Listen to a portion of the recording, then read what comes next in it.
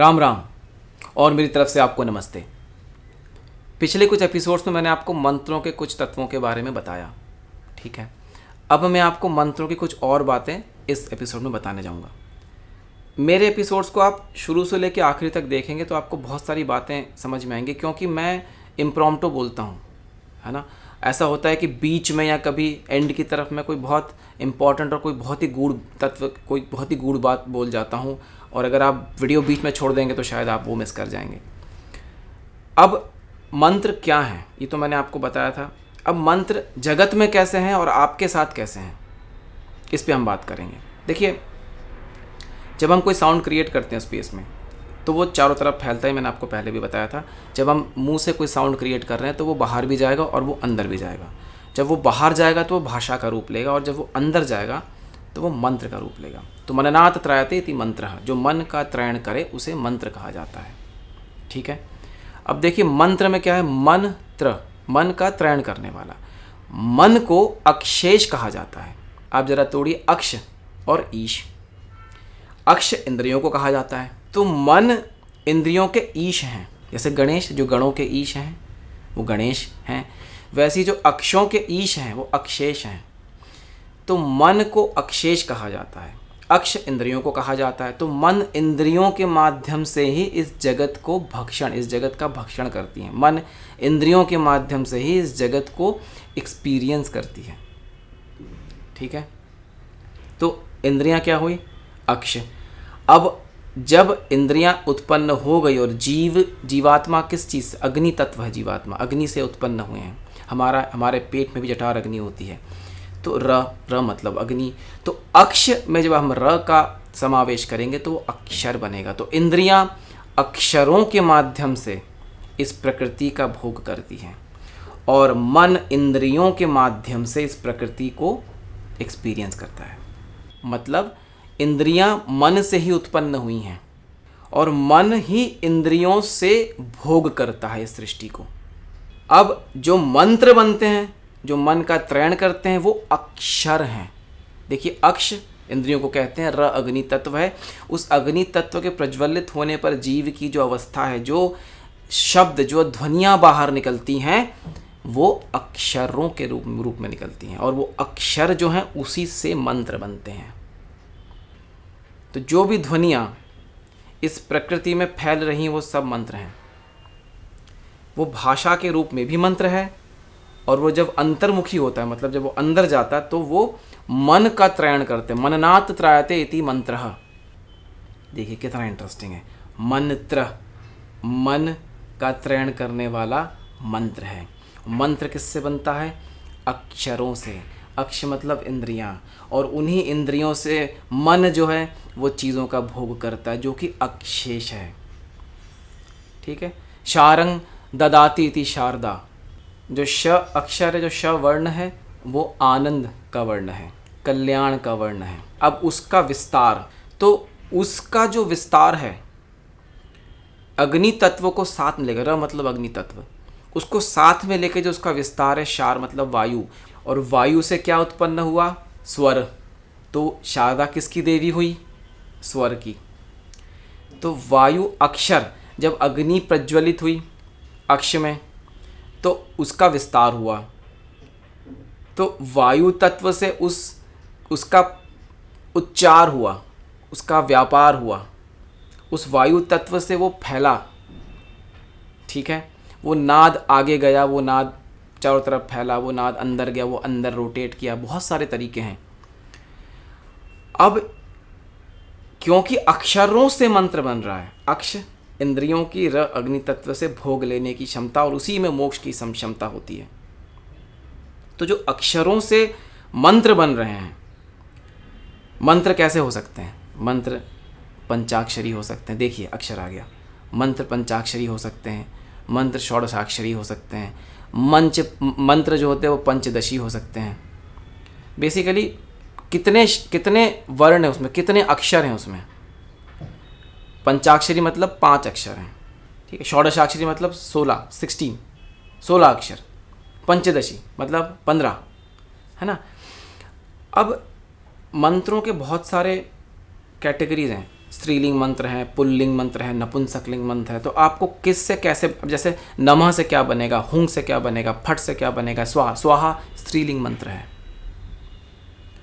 स्त्रीलिंगात्मक मंत्र जो है वो स्वाहा से एंड होता है। ठीक है। अब मंत्रों की कैटेगरीज भी होती हैं, कादी विद्या है, सादी विद्या है, हादी विद्या है। अब कादी मतलब क्या, क आदि वर्णों से जो बनते हैं वो कादी विद्या कहलाती है। सादी विद्या, जो सादी स आदि वर्णों से बनते हैं वो सादी विद्या कहलाती है। सादी मंत्र भी होते हैं, सादी विद्या भी होती है। वैसे ही हादी विद्या है ना। जितने भी हमारे जो आदि वर्ण हैं, जो आदि वर्णों की कैटेगरीज हैं, उसमें क है, च है, त है, ट है, प है, इस तरीके से उनके अनुसार मंत्रों का प्रादुर्भाव होता है। मंत्रों के दृष्टा भी होते हैं, मंत्र का निर्माण करने वाले भी होते हैं। जितने मंत्रों के दृष्टा हो चुके हैं उतने मंत्रों को आप तक रखा गया है। तो जितने भी वैज्ञानिक रहे हैं हमारे सनातन धर्म में, उन लोगों ने उनको क्रिएट किया है। आप और हम भी ये काम कर सकते हैं, लेकिन उसके लिए हमें विज्ञान को समझना पड़ेगा। ठीक है। और उसको समझने के लिए आपको वर्णमाला, आपको अक्षर और आपको मात्रिकाओं को समझना पड़ेगा। कौन से तत्व से किस तरीके से हम किस मंत्र का निर्माण कर सकते हैं। कलयुग में 100% मंत्र, 99.99% मंत्र कीलित हैं। मतलब जैसे आपने, मैं मंत्र नहीं उच्चारण कर रहा हूँ, आपने कोई एक मंत्र लिया और आपने बोलना शुरू कर दिया, तो उसका लाभ आपको पूर्ण रूप से नहीं मिलेगा क्योंकि वो कीलित है। तो किसी को उसका निष्कीलन करना पड़ेगा। ऐसे कोई सिद्ध पुरुष जो उसका निष्कीलन कर सकें, जिन्होंने उस मंत्र को साधा हो या उसके देवता से जिनका कनेक्शन हो, वो अगर आपको निष्कीलन करके उस मंत्र को देंगे तो फिर आप उसको अगर बोलेंगे, देन हो सकता है कि उसका लाभ आपको मिले। अन्यथा अगर आप बोलेंगे तो क्या होगा, अगर उस मंत्र का 100 डेसिबल तक लाभ है तो आपको शायद 0.1 डेसिबल मिल जाए या उतना भी ना मिले, क्योंकि सब कुछ कीलित है। कलयुग में सब कुछ कीलित है। ठीक है। और जितने भी मंत्र हैं उनके अधिकार भी लोगों को नहीं मिले हैं बोलने के, और ये स्वयं महादेव ने कीलित किए हुए हैं। ये बात जान लीजिए आप क्लियरली। ठीक है। अब क्या है कि मंत्रों का कई बार हमने सुना है कि हमें उच्चारण नहीं आता तो क्या हम पूजा नहीं, बिल्कुल कर सकते हैं आप पूजा। आप भक्ति से आप भगवान को याद कर ही सकते हैं। पर क्या है कि जैसे अभी एक आप वर्ड देखिए स्क्रीन पे, JAYA, इसे आप क्या पढ़ेंगे, जया पढ़ेंगे कि जया पढ़ेंगे। अगर आप इसे जया पढ़ रहे हैं और मैं कहूँ कि भाई ये सामान लीजिए और इस व्यक्ति को देकर आइए, आप जाएंगे, जया ढूंढेंगे जो कि एक नारी है, नारी का नाम है, तो मतलब वो फीमेल होंगी। तो अब वो ढूंढेंगे भाई बड़े बाल होने चाहिए, कुछ कुंडल, यानी जो भी एक महिला का जो एक वर्णन है उस हिसाब से आप उसे ढूंढेंगे। लेकिन वो जय था, बाजू में खड़ा होगा, आपको मिलेगा नहीं। तो अगर आप भीड़ में जया जया चिल्लाएंगे तो जया ही पलट के आएंगी, जय कभी नहीं आएंगे। तो जैसे ही आपने आ लगाया, आपने पूरा रूप बदल दिया, उनका स्थान बदल गया, रूप बदल गया। अब देखिए, विष्णु के 2 द्वारपाल हैं, जय और विजय। दुर्गा की 2 सखियाँ हैं, जया और विजया। आपने जैसे ही आ लगाया, जेंडर चेंज हो गया, पूरा का पूरा रूप बदल गया, स्थान बदल गया, उसकी पूरी शक्तियाँ, एनर्जी सब चेंज हो गया। अब आप कृष्ण बोलिए और कृष्णा बोलिए, तो कृष्णा कौन है, द्रौपदी हैं। अब आप कृष्णा कृष्णा चिल्लाएंगे तो कौन आएंगे, आपके भाव में कोई भी हो,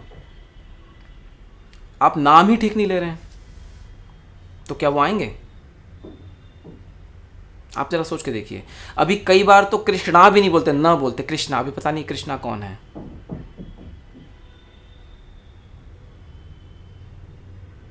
आपके पुराने कुछ प्रारब्ध कर्म रहे हैं जिसके कारण आप भक्ति कर पा रहे हैं या कुछ कर पा रहे हैं, वो अलग बात है। लेकिन उसके आगे भी तो आपको बढ़ना है ना, कि वहीं रहना है खाली। तो बहुत ज़रूरी है कि आप बहुत ध्यान दें इन चीज़ों पे। आप अक्षरों को गलत नहीं, आप इतना शास्त्र अगर मानेंगे तो आपको ये भी तो मानना पड़ेगा ना। ये तो फिर तो कुछ भी मत मानिए। अब कोई भी नाम ले लीजिए, ज़रूरत ही क्या है कृष्णा बोलने की या कृष्ण बोलने की या कृष्णा बोलने की। कोई भी नाम ले लीजिए, आप तो बस, आपको तो भक्ति से मतलब है ना, फिर तो नाम की ज़रूरत ही नहीं है। तो जब आप कोई नाम ले रहे हैं राम, जब आप नाम ले रहे हैं राम, तो आपको नाम तो सही लेना पड़ेगा ना। आप रामा बोलेंगे तो कैसे चलेगा, क्योंकि आपने अंग्रेज़ी पढ़ना शुरू कर दिया है, तो वो ऐसा हो गया। खैर, अब जितने भी शब्द हैं जो मंत्रों में उपयोग हुए हैं, या जितने भी अक्षर हैं जो मंत्रों में उपयोग हुए हैं, वो कीलित हैं। उनका निष्कलन करना अत्यंत आवश्यक है। अगर वो नहीं किया जाएगा तो उन मंत्रों का पूर्ण लाभ आपको नहीं मिलेगा, कुछ भी नहीं मिलेगा, 0.101% भी नहीं मिलेगा। मन्नात् त्रायतेति मंत्रः, यामित्वा त्रायतेति यंत्रः, और तत्वा त्रायतेति तंत्रः। यामित्वा त्रायते इति यंत्र और तत्वा त्रायते इति तंत्र। जो तत्वों का त्रयण करे वो तंत्र है। इस दृष्टि में सब कुछ तत्व है। ठीक है, मैंने आपको ये इस एपिसोड में काफ़ी सारी इन्फॉर्मेशन पैक कर दी हैं। अब आप चाहे तो उसे रिपीट करके दोबारा सुनिएगा। ठीक है, और हमारे चैनल से नहीं जुड़े हैं तो जुड़िए, इसे सब्सक्राइब करिए और इसे और लोगों तक पहुंचाइए, क्योंकि इसका उद्देश्य यही है कि सनातन धर्म के जो गूढ़ बातें हैं, ऐसी बातें जो जनरली आप नहीं सुनते हैं। ठीक है, अच्छा, मुझे एक फ़ीडबैक मिला है कि मैं थोड़े कठिन भाषा में बात करता हूँ, या मैंने ऐसे कोई टर्मिनोलॉजीज़ लिए हैं जो बहुत ही टफ़ है। ठीक है, मैं कोशिश कर रहा हूँ कि मैं थोड़े अंग्रेज़ी के अक्षरों का उपयोग करूँ या थोड़ा कॉमन जो भाषा है उसमें बात करने की कोशिश करूँ, बट फिर भी थोड़ा आपको मेहनत करना पड़ेगा, है ना। थोड़ा होमवर्क आपको भी करना पड़ेगा, थोड़ी मेहनत आपको भी करनी पड़ेगी। और क्योंकि आपको अगर जानना है तो मेहनत तो करनी पड़ेगी, मुझे जानना है तो मुझे भी मेहनत करनी पड़ेगी। ठीक है, तो थोड़ा आप आगे बढ़िए, थोड़ा मैं आगे बढ़ता हूँ, और ऐसे करके हम लोग इस चीज़ को और अच्छे से आगे लोगों तक पहुँचाते हैं। आप इसे सब्सक्राइब करिए, आगे लोगों तक पहुँचाइए। और कई लोगों ने मुझे भी बोला है कि मैं महाविद्याओं पे बोलूं, तो वो मैं बोलूँगा। इसके पहले मैं एक दो बातें और बताना चाहता हूँ। तो अगला जो एपिसोड होगा वो थोड़ा सा मंदिरों के चीज़ों को लेकर होगा, जिसमें आपको मैं बताऊँगा कि वो ऐसे क्यों हैं। ठीक है, तो आज के विषय को हम यहीं समाप्त करते हैं।